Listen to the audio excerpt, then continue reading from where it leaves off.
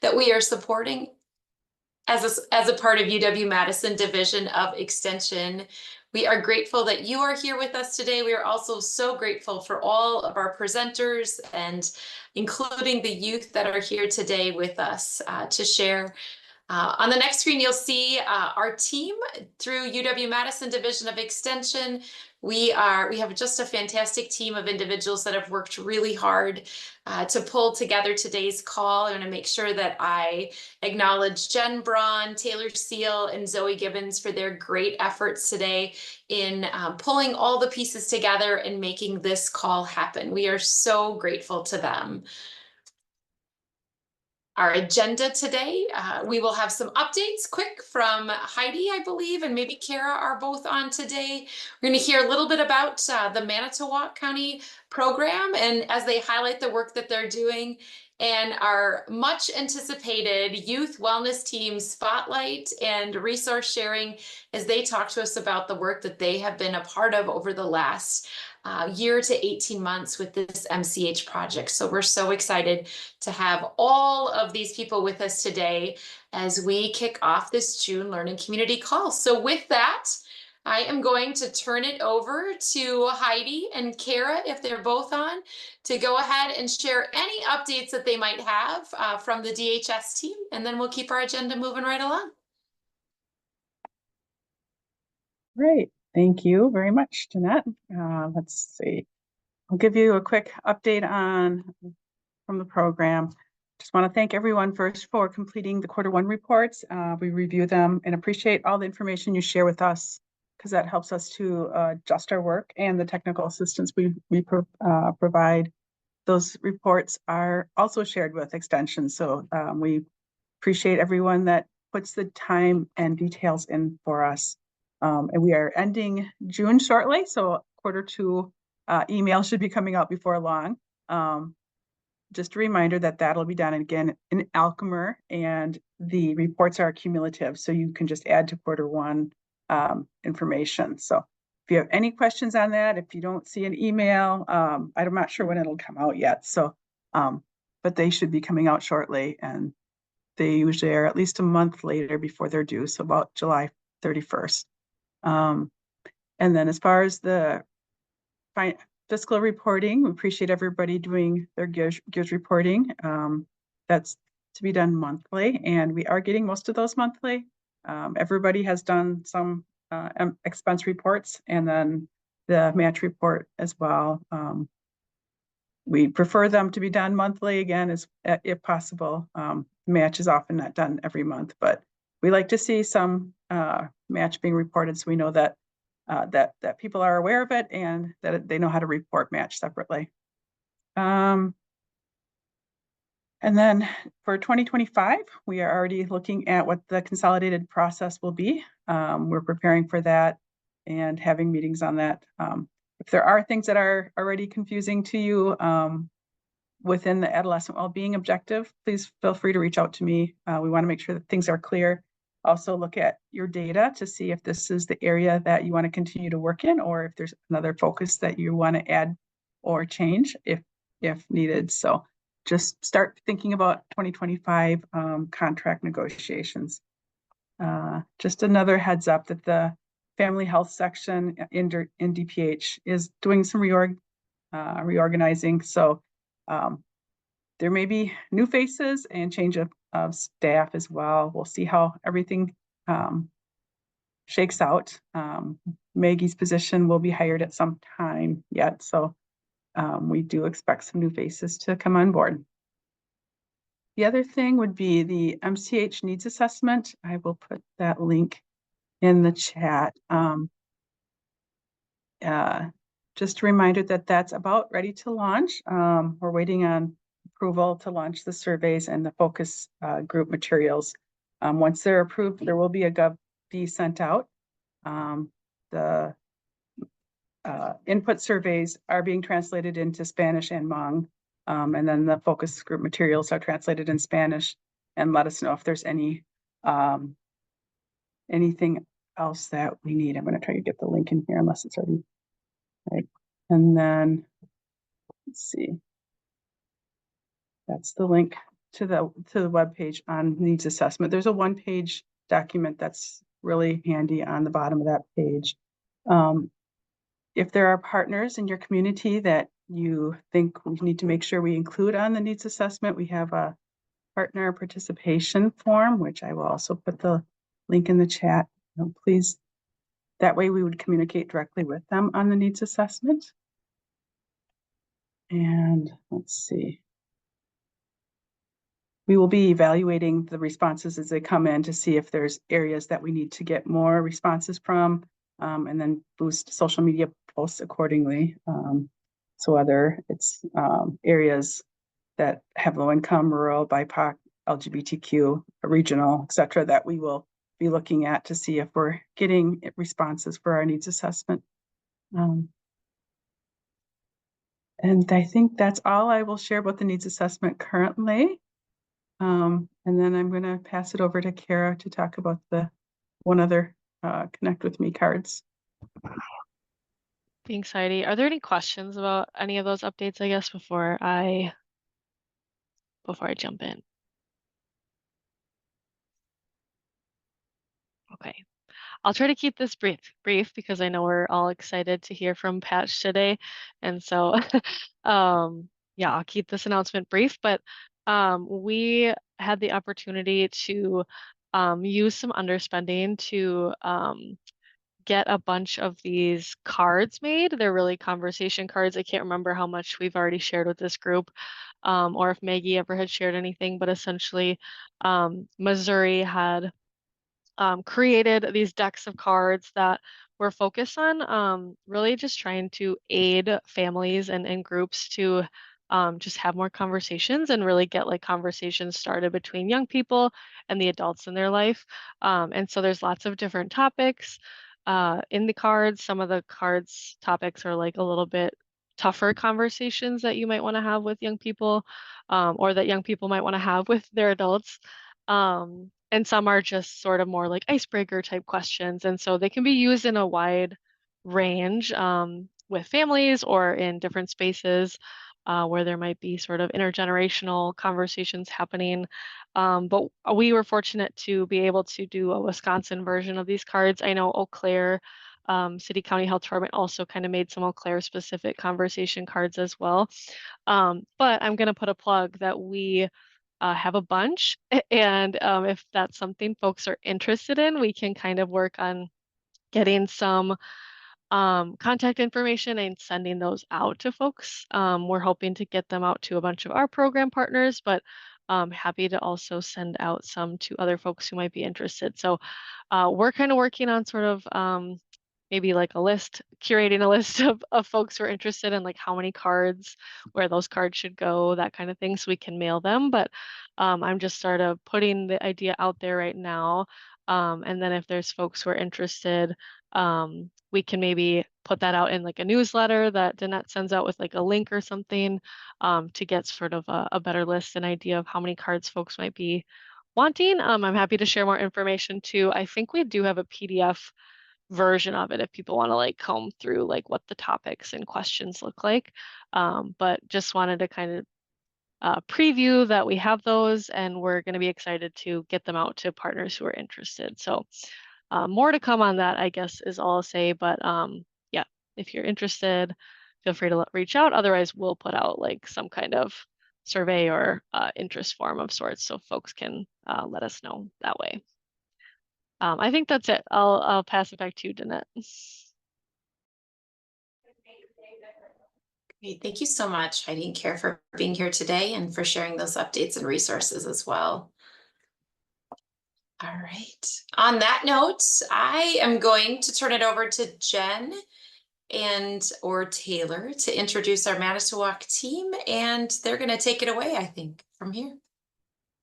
Hello, today we have Kath and Jennifer from Manitowoc County, and they're just going to give us a little overview of their Raise Your Voice and kind of where their status is with it right now. So I'll pass it over to you guys. Thank you. Thanks for having us. Thank you. So I'm Jenny. I'm a public health nurse with the Manitowoc County Health Department. And then I work with Kath, who is helping provide our technical assistance for maternal child health and the adolescent well-being objectives. And one of those objectives was working on getting a Raise Your Voice Club up and running. So we've had a few different meetings with different schools.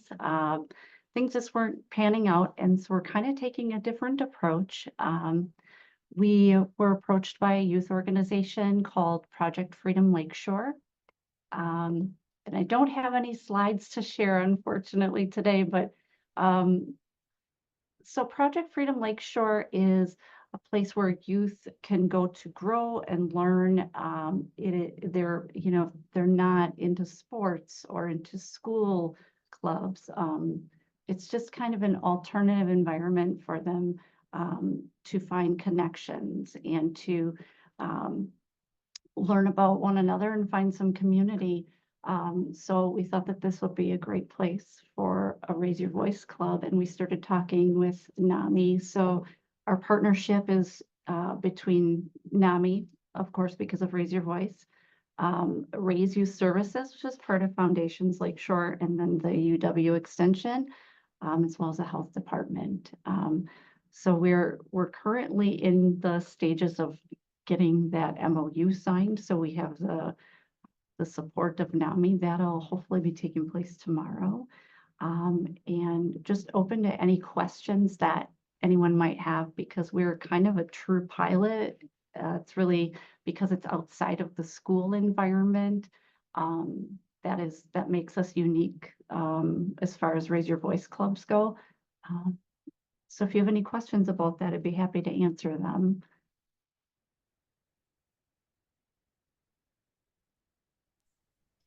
I thought I missed anything, Cass? You did great. I just think it's important to share that it's been really challenging. If you also are working on starting a Raise Your Voice Club, our school climate has not been what we would have hoped for. So we had some challenges with follow through and even having conversations in the schools, which is why we were looking outside of our what typically happens. I heard Jenny talk about RAISE, that stands for Youth, and it's a Runaway and Youth Services program. And the Runaway and Youth Services programs are all around the state. So if you haven't met your contacts for Runaway and Youth Services, they're a really great resource for working with youth that otherwise might not be receiving services. They are kind of a catch-all between the young people that are in receiving services through human services and schools that are having a hard time providing what the student needs. So I think that makes this an interesting group as well. But other than that, I guess the conversations lately, we have had a fair amount of meetings, but the most recent meeting with Project Lakeshore is new in our community. So they're having their own growing pains as a new organization, but their director is very seasoned and has done AmeriCorps work within the school districts, is a parent of a teenager, has built our recovery community center. So as an executive director, very plugged into the community. So we're excited about that. But the main point I think we wanted to share is this doesn't happen fast. Building authentic relationships, building trust, and even with our NAMI MOU, it's a NAMI document, and our local NAMI still has questions about the document. So that's been what we've been moving forward and through right now, as well as making sure insurances and all of the safety mechanisms are in place for the partnerships that we have. I did just want to say I dropped a link to the Raise Youth Services or the foundations.org website, so you could check that out if you wanted to. And also just a screenshot of our the flyer. We had a meet and greet with a initial like group of 6 kids who were interested, and all of them, as far as I know, said that they want to return and are interested in what we're doing. So more to come. Thank you so much, Kath and Jenny. So if anyone has any questions, you can put them in the chat and we'll have time for some questions at the end. I'm going to hand it over to our youth wellness team. Taylor Seal has been helping to coordinate that group. So I'm going to hand it over to you, Taylor. Thanks, everyone. We are so excited. I won't talk long because I know this is why everyone's on this call. We want to hear from the amazing youth that Jen, myself, and Zoe have been working with over the past year. And it's a really amazing group of young people who really just affirm why I do the job that I do, and all that they have been working on is truly, truly amazing. And so I'm going to hand it off to them. They're going to share what they've been working on and the deliverable that they've been creating for local and tribal health departments. We will have time at the end for any questions or comments, but also if there's something you want to interject, please put something in the chat or raise your hand and we'll be monitoring that as well. So with that, I'm going to hand it over to our Patch Youth Wellness team. Take it away, y'all. All right. It's afternoon. I was about to say good morning, but good afternoon, everyone. My name is Yasmin. I use she, her pronouns. I'm 18 years old. I'm from Racine, Wisconsin, but I will be moving to Madison in August. I'm attending the University of Wisconsin-Madison, and I've worked with Patch for 2 years on the Youth Advocacy Fellowship. And a fun fact about me is I'm an only child. And then I also have the privilege of introducing Olivia. She's unfortunately not able to make it today, but her pronouns are she, her. She's 16 years old. She's from Menasha. She didn't put her Patch history, but she has worked with Patch for much longer than I have. And a fun fact about her is she's a ballerina.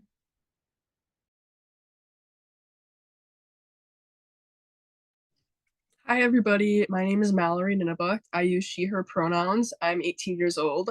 I just graduated from Marathon High School. If you don't know where that is, it's about 20 minutes away from Wausau. This is my 3rd year in Patch, and a fun fact about me is I have a golden doodle named Stanley.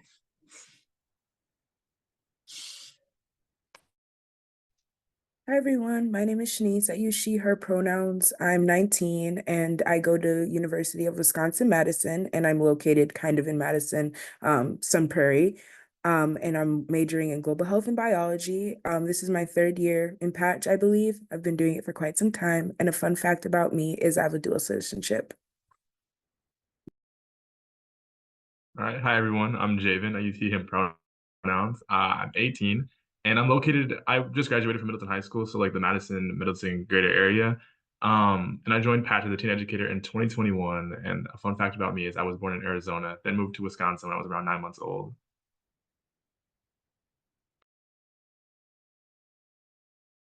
So our agenda for today is pretty straightforward. We're first going to talk about some of the issues that we found and why we created the Youth Engagement 101 guide.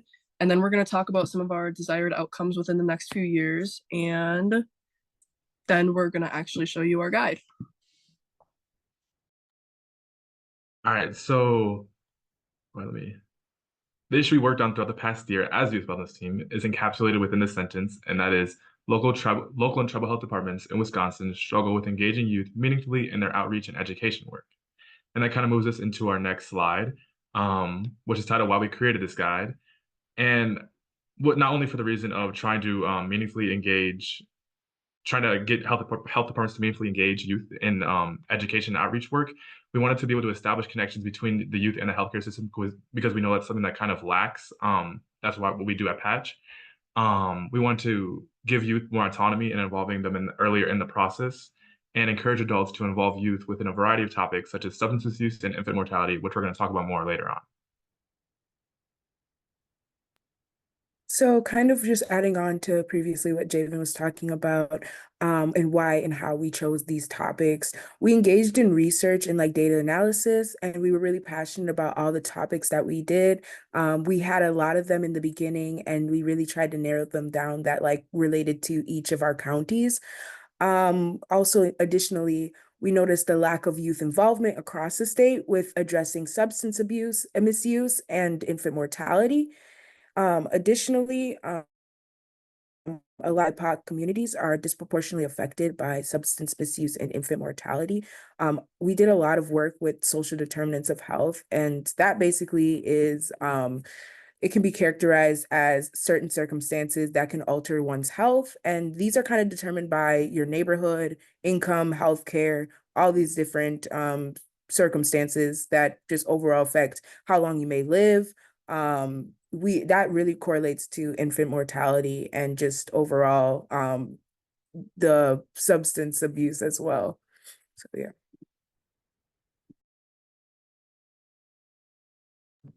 And of course, our desired outcomes, we want youth to be more engaged between organizations and youth at the start of the processes instead of kind of in the middle when they become affected by these things.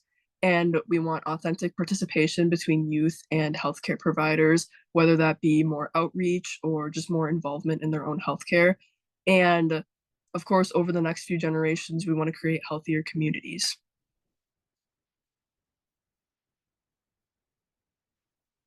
All right, so now we're going to break down our youth engagement guide. And so I'm just going to tackle the first section here. So the first part of our guide is what is the importance of implementing youth voice? And I kind of imagine this as a ladder. So this confidence building leads to the enhanced engagement and it leads to improvement outcomes. So with confidence building, that's allowing youth to express their ideas and contribute to whatever work that this organization is doing. And because of that, that leads to their enhanced engagement. So their increased participation and they foster like leadership skills, which then improves the outcomes of these policies and programs that we are trying to create and try to implement youth voice with. And so what is meaningful youth engagement? And so that's just authentic participation. So youth are able to provide input and that's incorporated into bigger decision making. And they have equal voice in discussions and their perspectives are respected and taken into consideration. Another one is empowerment. So kind of going back to fostering leadership. So they're empowered to make bigger decisions and take on larger roles in their future. And then just providing support and resources. So just making sure they're able to effectively participate, including just like information, training and funding for whatever organization you guys are doing. And what we found that works is Patch, which is the program that we're all involved with, and more policy advocacy, co-design projects or research. And what we find that doesn't work is just tokenism, or recruiting youth just to include them for a demographic and not actually valuing their voices or utilizing their opinions or their work.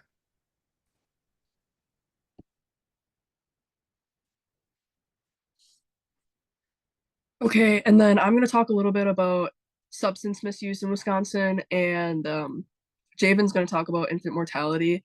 And to kind of build off of what Shanice was saying, we kind of chose these topics because we felt like teens weren't as involved in these two issues versus like other issues in Wisconsin, such as like LGBTQ mistreatment. And I don't want to speak for Javen, but it was definitely a little bit of a struggle to kind of find not just the facts about these two topics, but kind of how to solve these topics and how to get teens more involved. So as you can see, there were a little over 3,000 alcohol-related deaths in 2022. And Waukesha, I think I said that right, Waukesha, Racine, and Rock counties had the highest number of deaths. And substance misuse among youth is associated with sexual risk behavior, experience of violence, and mental health suicide risks. Additionally, alcohol is the most common substance used among youth. Now, how can we actually get teens involved in talking about substance misuse instead of just throwing around all these buzzwords and saying, of course it's bad, of course it's awful for teens to be experiencing these misuses? And I was kind of thinking along the lines of the DARE program. does everybody know what the DARE program is?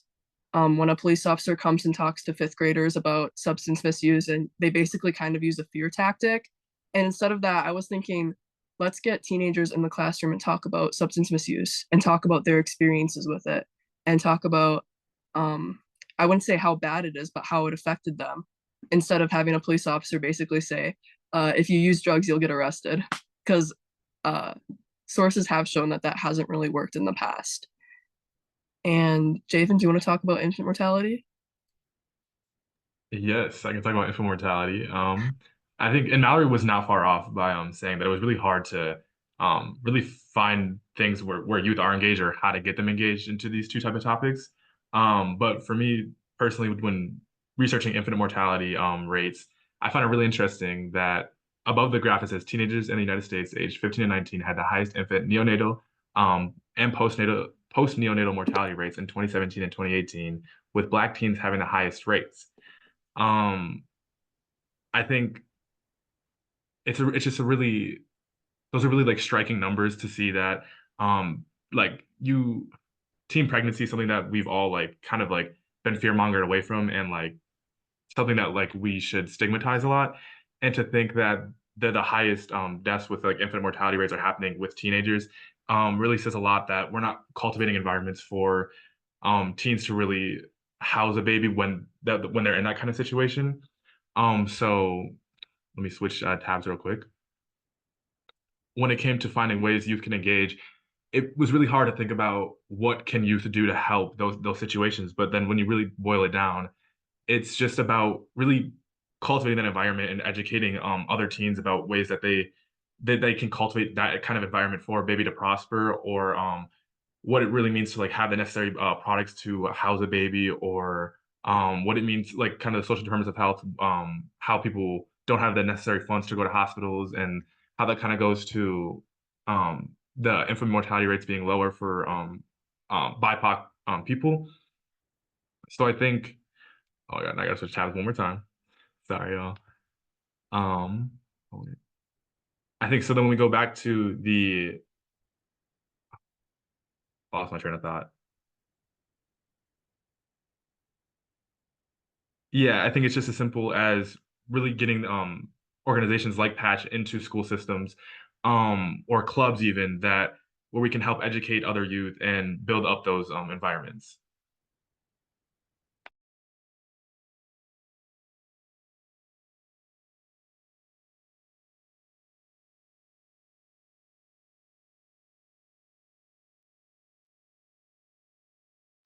Okay, so going back to youth engagement, I'm going to talk about meaningful strategies now. This is the part that Olivia did, but she mentioned feeling heard. So just like everyone else, youth want to feel heard and valued, and this is very important to keep in mind when engaging with youth. And she listed some ways to make youth feel heard. So don't invalidate their thoughts or experiences. Create youth councils or youth advisory boards. Make them feel as if they're equally valuable, they have equally valuable insight to bring to the table, and have an open dialogue. And this just goes back to letting them express their ideas and contribute to whatever program or organization that you're running. Another thing is providing support, just like mentioned before, when it comes to like training, funding, and other other stuff. But she wrote, in order to engage youth, adults need to make youth feel supported enough to make a difference. So this can include funding, like I said before, mentors, education, etc. Sharing resources is very important. Without the proper resources, youth might feel misguided and not confident enough to express their ideas. So that's very important. And then also just letting youth lead. So while learning is important, it's equally important that youth have an opportunity to use and showcase what they have learned. So this can include projects, participating in events, etc. What we're doing right now is presenting all our work that we've done, and it's really important to let youth lead that and to share their own ideas. And then I think that's all Olivia had, unless anyone wants to jump in for that.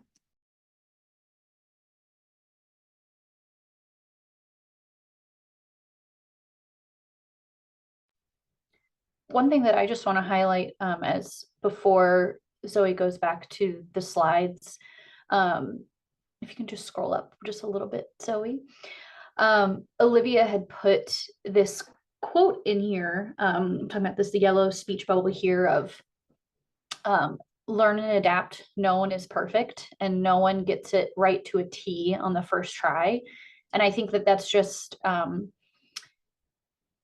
mean, it's just so reassuring in that, you know, youth know, adults know, right? Like not every system is perfect. And we know that from our last office hours call, right? It was celebrate the big and small wins of knowing that, you know, you're not going to necessarily have the most perfect program ever right from the start, but simply by engaging in these strategies that youth have put here is an amazing start. So thank you all. I just wanted to highlight that, and we'll go back to the slides. And then we talked about our desired outcomes before. Oh, sorry. We talked about our desired outcomes before, but now we want to measure them as well. So some short-term goals that we have are just feedback, input, and questions at today's learning call. So feel free to put it in the chat, unmute, ask us whatever you'd like. Some medium-term things is just continuing to update and refine our guide. So if you guys have any suggestions, or if you find things that worked for you, things that things that were challenging for you guys, let us know. And then some long-term outcomes is LTHDs implement meaningful youth engagement in 2 to 3 health initiatives. And so with that, if you guys have any questions, feel free to unmute. That is our presentation. Thank you.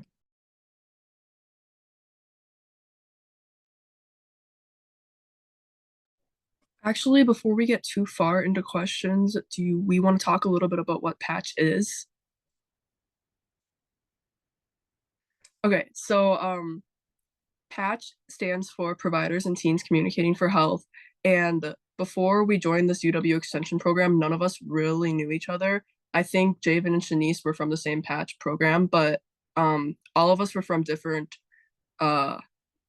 areas of Wisconsin, and we participated in PATCH through different counties. So for example, I'm in the Wausau one, Javen and Shanice are in the Madison one, and Yasmin, are you in the La Crosse one?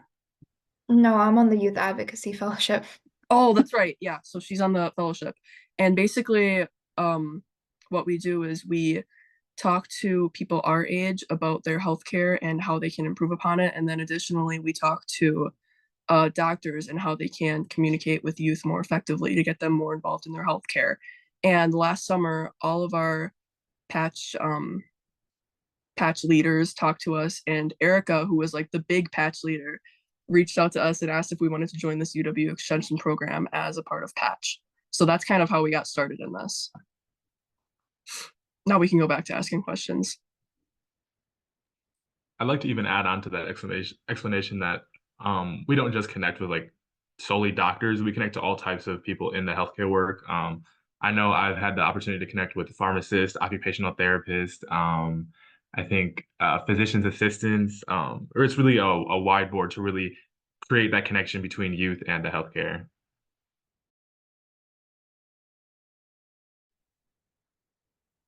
Awesome. Thanks, y'all. But yes, to our local tribal health departments on this call, this is your opportunity to ask youth directly, right? Any questions that you have, comments that you have, whether it's about the PATCH program in general and the work that they do, the amazing resource guide that they have put together for you to use, or even just a question of, you have a sticking point in a program that you want to launch or that you're in the middle of. This is your panel of experts. So please go ahead and unmute, put something in the chat, whatever you would like to do. And I guess to get the ball rolling, I'd like to ask our PATCH members, what interested you in getting involved in healthcare advocacy in the first place?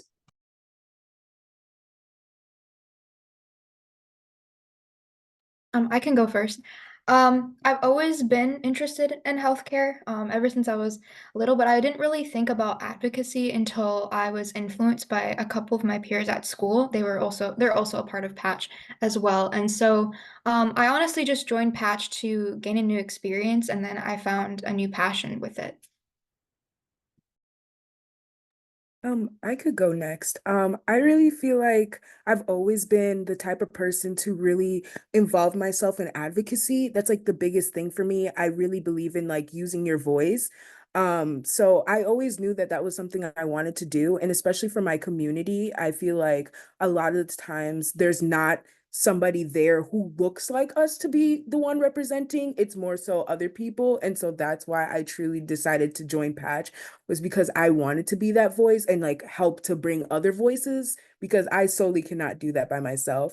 So I think that was truly the biggest reason why I decided to get into Patch and then further that as my career.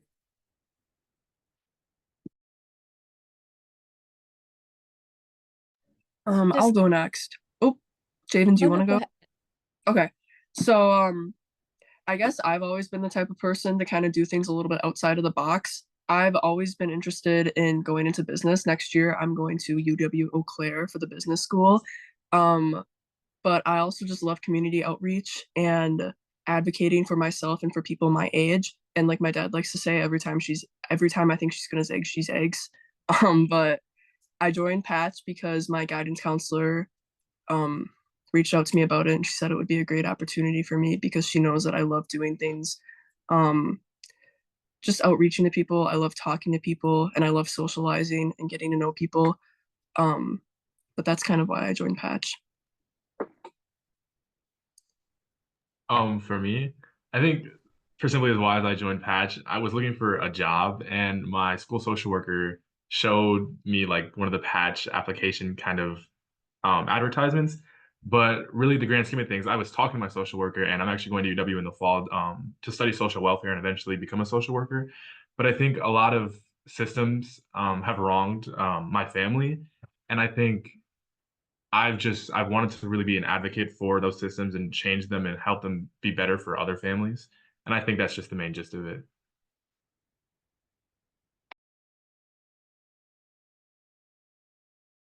All right, I have a question here. Um, can you talk a little bit about the process that you went through to come up with some of these topic areas? You know, like what did that actually look like in the space and doing some of the research? Can you repeat the question? Yes. So can you talk a little bit about the process that you all went through to come up with your topic areas, and also the research, like actually how you were meeting together, what you were doing in some of the meetings, how you did the research both, right, and on Zoom and via text and email and all the ways.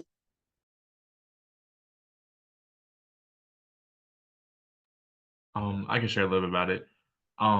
I think the thing that I remember the most, because I found it really cool, was that we were kind of given different articles or different reports, I want to say, from each of our own respective counties, and we got to read through them and see what was being said.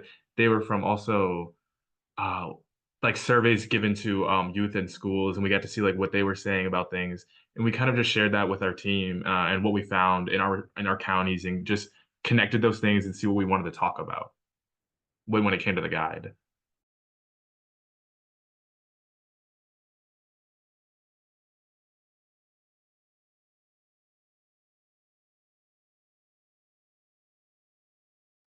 And I'd like to add, I believe we had our first meeting last August, which was a little under a year ago. And like I said earlier, like none of us really knew each other. And I feel like there was a lot of trial and error just because we are the first ever group of people to ever attempt to do something like this. And that's definitely not a bad thing. I feel like we just had like a great versatile group of people to work with, and I honestly couldn't have asked for a better group. Like working with these people was amazing, the communication was great, and even like before today we were all kind of like hyping each other up in the group chat, and it was just amazing.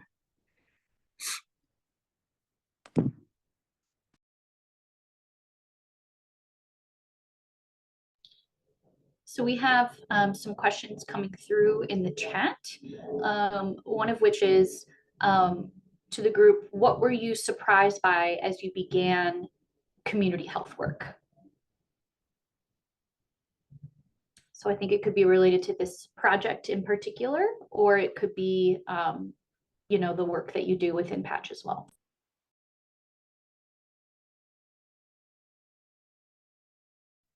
For me, I think when we first started the youth wellness team, and I feel like others can agree, was that it was surprising that how it was hard to find information, or like when we were doing research, like things about what we were doing, because there wasn't a whole lot about it. Like trying to get, like, how do we get youth engaged, or how do we get youth engaged in specific topics like infant mortality rates, or substance misuse.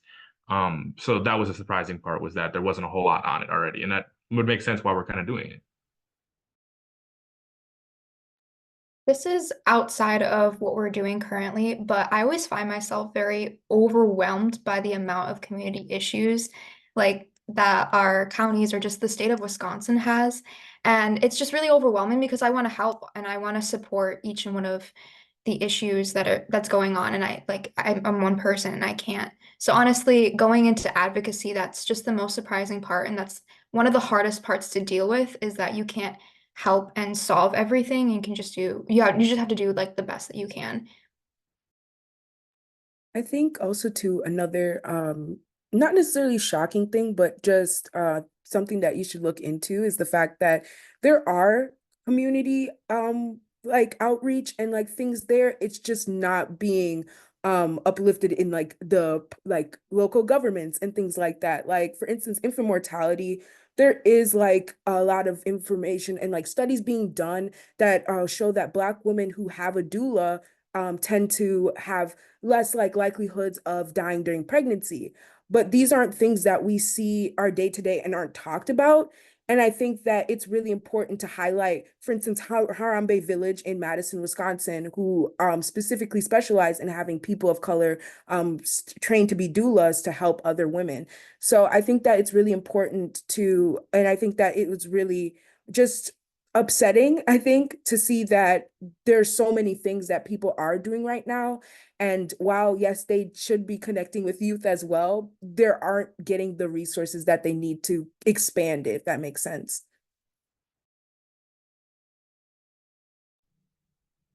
Right, we have some other questions here. These ones are more about engaging youth in like a programming sense. So this first question is, how important is it to offer food or incentives? And when do you think is the best time for youth engagement to happen? Like when during the day?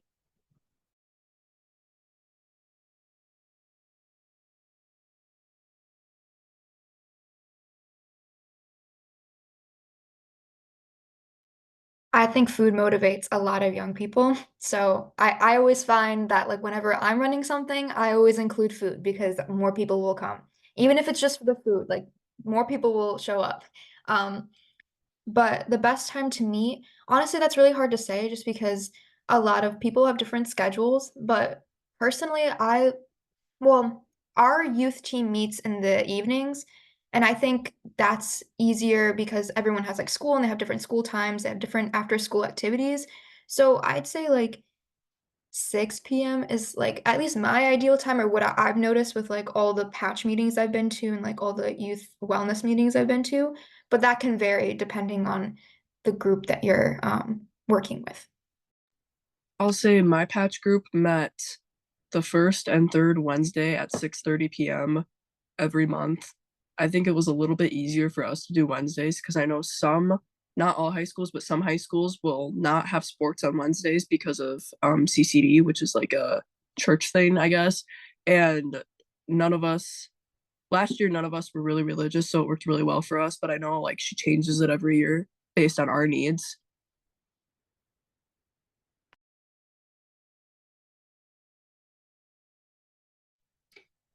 We have another question here.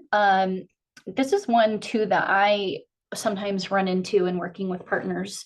Someone had a question about, what age should the young people be when engaging them? Should they be over 18? Should they be less than 18? Should it be a mix?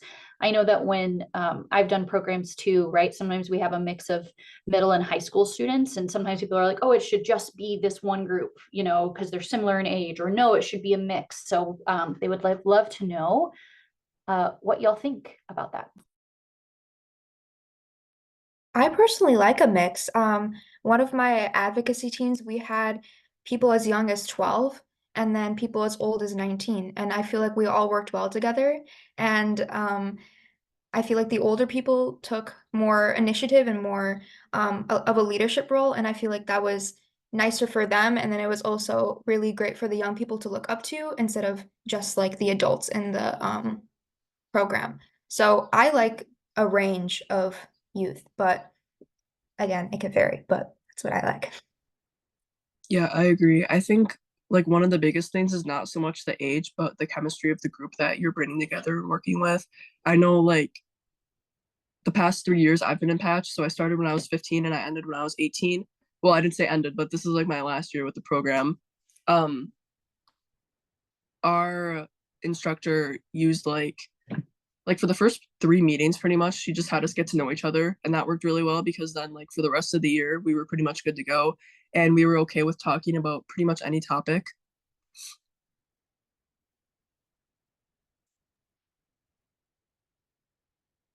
Mallory, are you done? Yeah, sorry. Okay, you're good. I think I would say I like a wide variety in, I guess, going off the time, how to explain it. Not even just like when you're making like forming groups, like the youth wellness team. There was a time, I think Shanice was with me, but we had a workshop like as a teen educator. We went when we were meeting with other peers and like youth. We were meeting with, they were like really young. I think they were like maybe 8 or 9. And it wasn't the most productive meeting, but I think something that I really realized was that even like youth as young as like 8 and 9 have really raw, like unrefined, like creative ideas. And even though they are raw and unrefined, they still have that creative aspect of like being able to just think of things that we wouldn't normally be able to because we might be too scared to say it, or just there's just nothing we would have thought of being in such a maybe like a really professional environment. And I think that that's something to really look into, just even for ideas, when it comes to engaging youth or trying to make those connections. I definitely think I might be like the odd one out in this situation. I think that I can completely see both. I think it is really important to have a wide range of different ages because we're all in different stages in our lives. Age doesn't necessarily determine the stage, but I do think you're going through different things at 19 versus 12. And I think that that's really important, especially in the topic of healthcare, because we're all in different stages and that really reflects in like our care. And so we can really like gauge and like talk about every single thing. But on the other side of that, I think that especially now, as like I am 19, I am at a different point in my life. So there are different topics that I think that at my age, it may be more appropriate than compared to somebody who is 12. So there is that. And while I can be that person to really help and like explain it the best way I can. I think of one prime example is when we got to speak with teen mothers. And I think that even at like an age that I was about 18, I think that I was able to appreciate those conversations a bit more than I probably could have at the age of 13. So I really think it all depends on the topic and just like what exactly you are doing, because I think it's beautiful to have different age groups, but I think it's also important for it to be like age appropriate, if that makes sense. Thanks, y'all. So what I'm hearing is, age group can vary, can kind of depend, but regardless, always provide food, always is what I'm hearing. We have another question here. We are an off-school site project, and we're navigating how we can be more accessible. Transportation seems to be a barrier. What are your thoughts on how to address transportation barriers? And what have you seen work within the programs or projects that you've been a part of? We're all from different counties and cities, so we rarely meet, or no, I don't think we ever meet in person. Everything we do is remote, so it is hard to say because I know that remote programs also have some barriers and challenges. So yeah, it is a little hard to say what to do. Does anyone want to jump in? I think in a lot of the programs that I've been a part of through school, one of the main things is kind of carpooling with your peers. And I know schools have really different policies behind that, but I would say at that point, like you have to talk to like your the school and like the district or whoever the person is you have to connect with. But then even then we were able to have some of our advisors for the different products we were doing talk with them, and they were able to provide rides as well underneath some sort of policy, of course, because our school had transportation vehicles meant for that. But then even I think when we were going like longer distances, like maybe like 30 or 40 minutes away, we were able to have someone drive a bus for us. And I know like that's not always something that schools are able to do, but I think there's a lot of different ways to go about that, just as long as you're trying to talk to somebody within the school district. I also think really working with like the metro system, if you like, you should probably choose a location where it is near like a bus stop or nearby a bus stop, because that way it can be more accessible to everybody. I don't really think I really was able to appreciate the metro until being in college. It's been really like helpful getting from place to place, considering I don't really have a car, and like it's just way better being like no car and just taking the bus, especially when you're downtown. So I think it's really important to like have those places, because we even did that for a grant that like I worked with two other people, and we picked a spot that like had like a metro like bus stop, and it had like a lot more people, I feel like, because we made it more accessible in that way.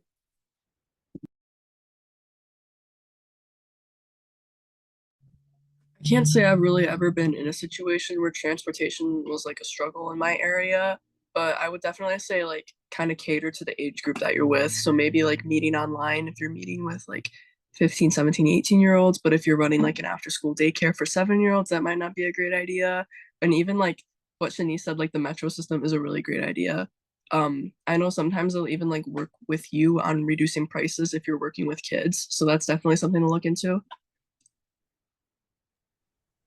And then another question here, similar-ish vein. How do you feel what are the pros and cons of in-person engagements versus virtual when working with young people? Honestly, I'd avoid virtual as much as possible, unless, I mean, obviously, if you have to do virtual, it'll be fine. But in person, just I feel like everyone can connect better. For Patch, we have a like training, a mandatory like in-person training that we go to, and I feel like I connect with everyone much better than I do online. It's really hard to be on a Zoom call for like 2 hours learning something. So definitely in person. But if you have to do remote, there's always ways to make it work. I know that some people like make mandatory make like turning on your cameras mandatory. So that helps a little bit, but yeah.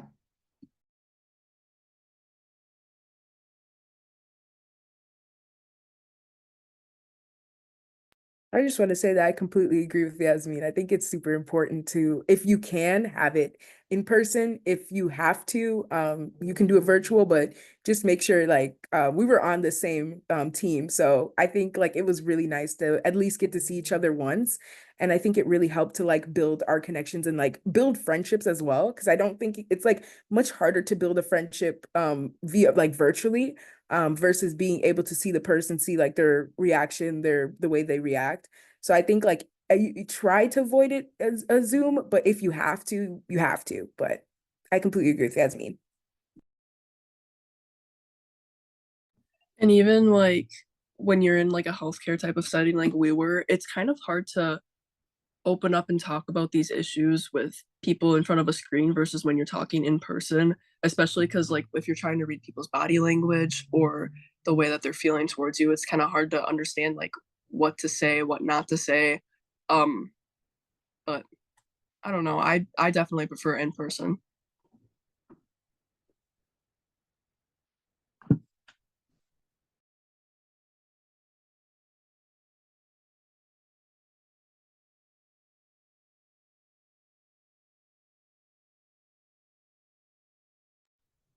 Okay, I don't see any more questions in the chat. Again, people can, put your questions about working with young people, a program that you have, questions about the guide that Zoe is sharing, and that is in draft form. So we, of course, will notify everyone when it's available for publication. So this is your opportunity to say, hey, is there a section on this? Or, can you explain more about X, Y, and Z? So we'll just give a few more moments for anyone to put in any questions.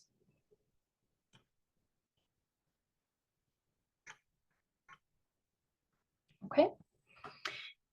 If we don't have any other questions, I know, Zoe, there's some other feedback slides for the MCH presentation, but we will stay on as usual, and our youth will stay on. I know this goes to 1:30, but we'll hop off a little bit early, but if we'll stay on as we usually do. If you do have questions that you didn't want to ask in front of a big group and you wanted to ask the youth directly, we'll stay on for a few minutes and you can reach out then. So Zoe, you can go ahead and do those last slides.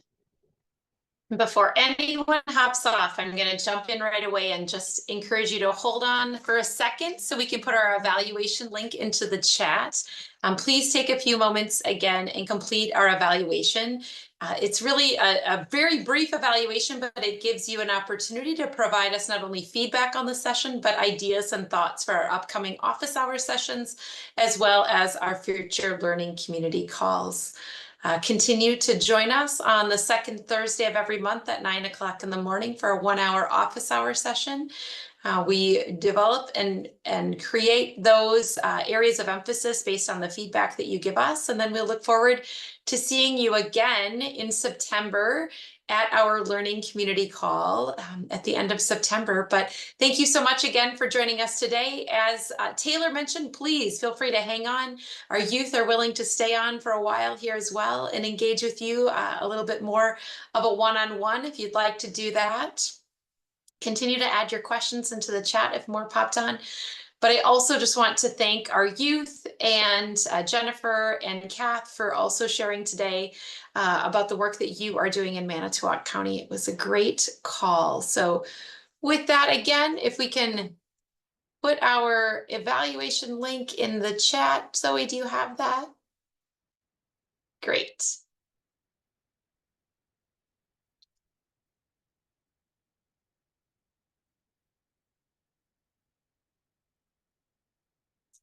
And our evaluation is designed to be really quick so that you can go ahead and share some feedback, but also share ideas for future sessions with us. It should not take too much of your time.